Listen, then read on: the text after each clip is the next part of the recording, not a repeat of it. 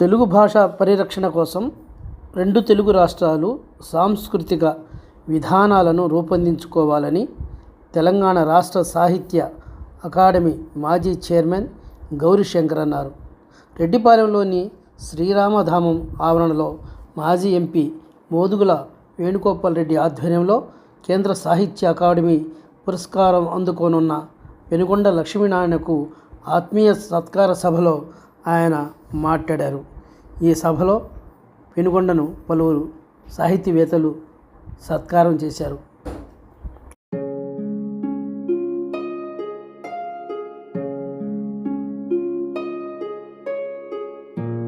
మోదుగుల వేణుగోపాల్ రెడ్డి గారు చెప్పిన మాటలైతే మనం వెంటాడుతూ ఉన్నాయి.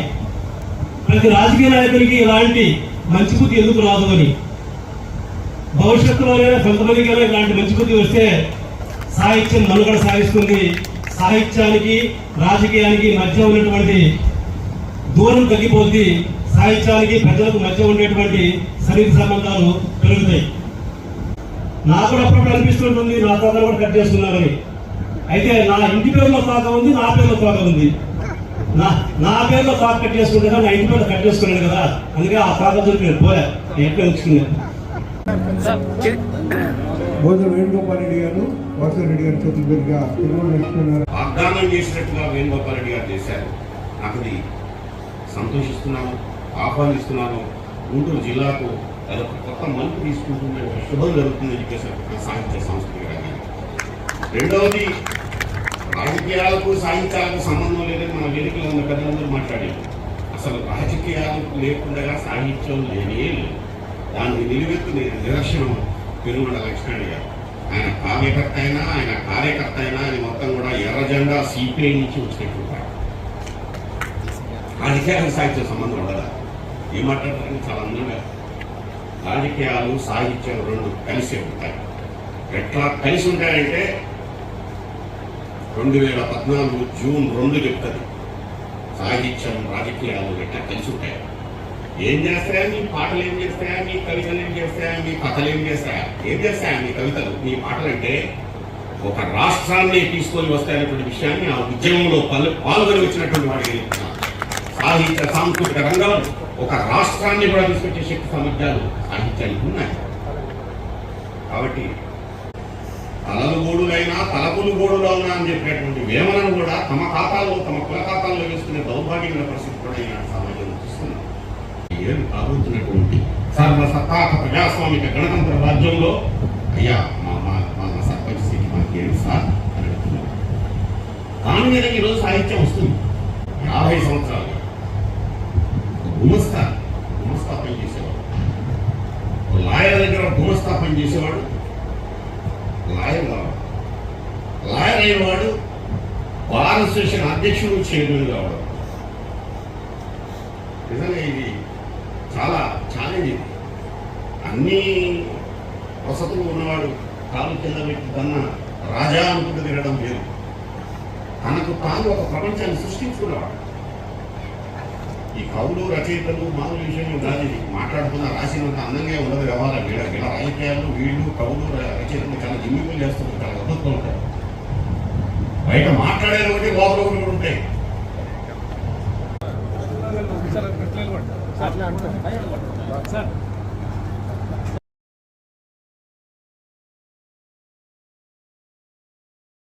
జరుగుతున్న అన్యాయాన్ని ప్రశ్నించేవాడు కవి, రచయిత. ఆ పాత్రని అభ్యుదయ రచయిత సంఘం నుంచి నిలువెత్తు జెండా పట్టుకొని ఒక్కడే బిగ్గరగా రచుకుంటూ తిరుగుతున్నటువంటి వాడు 50 సంవత్సరాలుగా పెనుగొండ లక్ష్మణ్. పెనుగొండ ఎక్కడికి పెనుగొండ, ఎక్కడి నల్లగొండ, ఎక్కడ అలసం సభ జరిగితే అక్కడ 2 స్తూపాన్ని అడగండి. తెలంగాణ ఇచ్చినటువంటి స్ఫూర్తి నుంచే అభ్యుదయ రచయితల సంఘానికి ప్రాణం పోసుకుంది. అది ఇక్కడికి నేను రావడానికి ప్రధానమైన కారణం. నా మట్టిని నేను ముద్రాడడానికి వచ్చినట్లు తప్ప ఇది గుంటూరు జిల్లాకు వచ్చిన మాత్రం లేదు. అది పెనుగొండ ఒక ప్రాంతానికి చెందినవాడు కాదు, ఒక జిల్లాకు చెందినవాడు కాదు, ఆల్ ఇండియా అర్సం అధ్యక్షుడు. మాటలు కోటలు దాటుతాయి కానీ ఇలా పరిస్థితి చూస్తే ఏమి లేదు కదా అంటారు. ఆ సామెత కరెక్టే. ఇప్పుడు మా మాటలు కోటలు దాటుతాయి, రాజ్యాలు కూడా మా చేతుల్లోకి వస్తాయి అన్నటువంటి చైతన్యం ఈరోజు వస్తుంది. కొత్త చైతన్యం వస్తుంది. ఆ చైతన్యాన్ని కూడా చూడాలి. ఆ చైతన్యాన్ని తీసుకురావడానికి ప్రయత్నం చేస్తే ఆ పార్టీ ఎన్నికల్లో ఒకసారి ఓడిపోతే ఓడిపోయి ఉండొచ్చు కూడా, కానీ ఆ చైతన్యం మాత్రం వచ్చి తీరుతుంది. దాన్ని ఆపడం ఎవరి కారణం కాదు. ఎస్, మాటలు కోటలు దాటుతాయి, మాటలు మా రాజ్యాలను కూడా చేస్తాయి. ఇది రాబోయే కాలం చూడబోయేటువంటి సందర్భం. హిందీ భాష వ్యతిరేకం కాదు, మా మాతృభాషల యొక్క గొంతు పిసుకుతామంటే మాత్రం మేము ఒప్పుకోమో అని చెప్పేసి తెలుగు రాష్ట్రాల నుంచి రావాలి.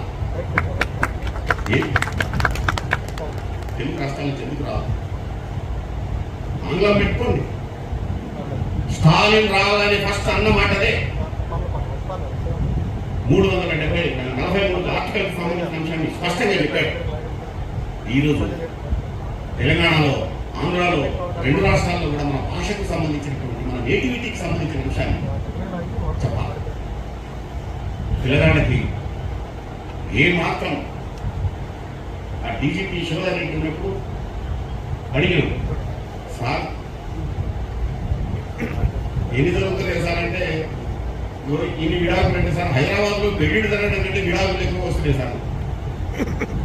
ఇదే స్వామి అంటే అక్కడ అవును సార్, మీరు ఎత్తున పెళ్లిళ్ళ కంటే వివాదాల కంటే విడాకులు ఎక్కువగా ఉన్నాయి సార్.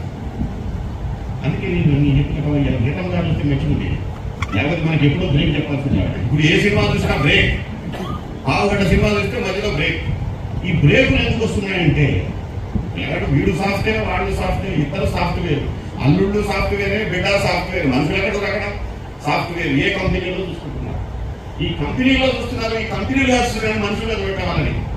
అందుకే వీళ్ళు 2 నెలలు 3 నెలలు కాగానే మధ్యలో బ్రేక్ వచ్చేస్తారు.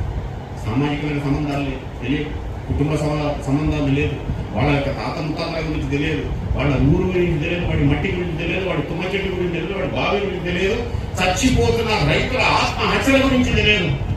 నడి రోడ్డు మీద వ్యవస్థలు చేస్తుంటే సెల్లో తీసుకుంటూ చూస్తున్నటువంటి ఒక దౌర్భాగ్యమైన పరిస్థితిని ఎంజాయ్ చేస్తున్నటువంటి పరిస్థితి.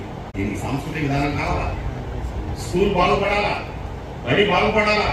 బడి బాగుపడాలంటే తప్పకుండా సాంస్కృతికంగా డ్రిల్ పీరియడ్ లాగానే కవిత్వం, కథ, సమాజం, సామాజిక విలువలు చెప్పాలి. సంఘం లిటరేచర్ నుంచి సినిమాలు మొత్తం వస్తాయి అక్కడ. అందుకే వాడు తమిళ భాష అయితే అట్లే ఉంటాడు, తమిళ సంస్కృతి అంటే అట్లే ఉంటాడు, తమిళ రాజకీయం అట్లే ఉండేది.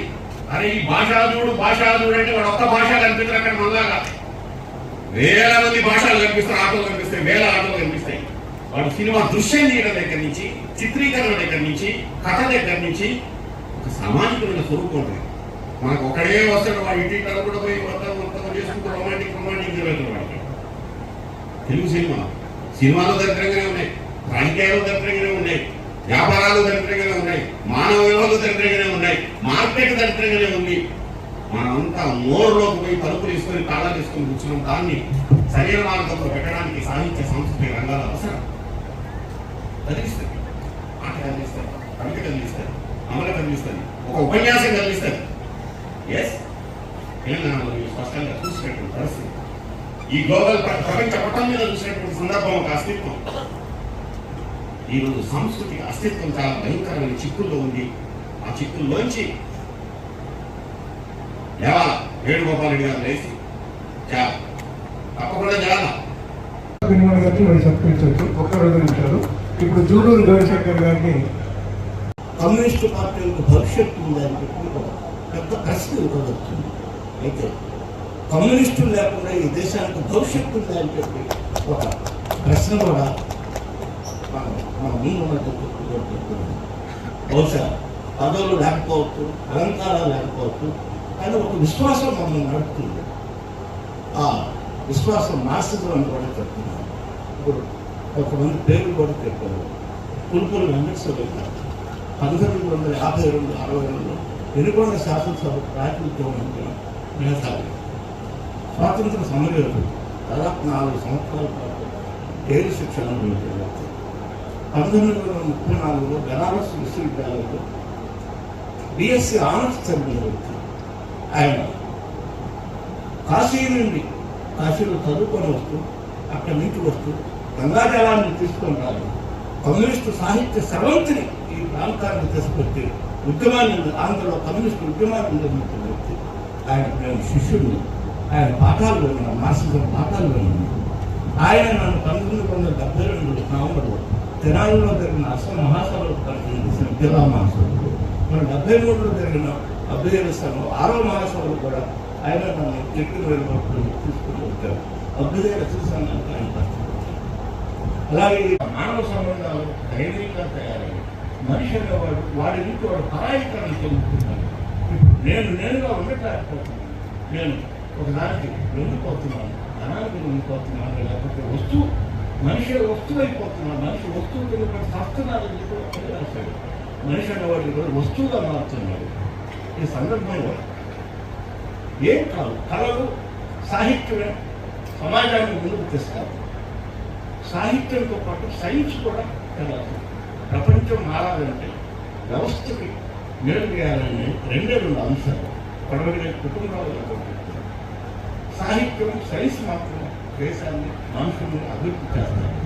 అయితే సైన్స్ శాస్త్ర సాంకేతిక విజ్ఞానం పెరిగిన కొద్దీ మన అంధమూఢ విశ్వాసాలు కూడా మరోవైపు పెరుగుతున్నాయి. ఆ పెరగడానికి ఇటీవల పత్రికల్లో అనేక కార్యక్రమాలు అవలంబించడం ద్వారా మితవాద కార్యక్రమం, సాంస్కృతిక పునర్వికాసం అంటే కల్చరల్ రినైజెన్స్ అవసరం. ఫ్రెంచ్లోనే పట్టుకొలతో సాంస్కృతిక పునర్వికాసం ఉద్యమాలు వచ్చాయి. ఆ తర్వాత మన అనేక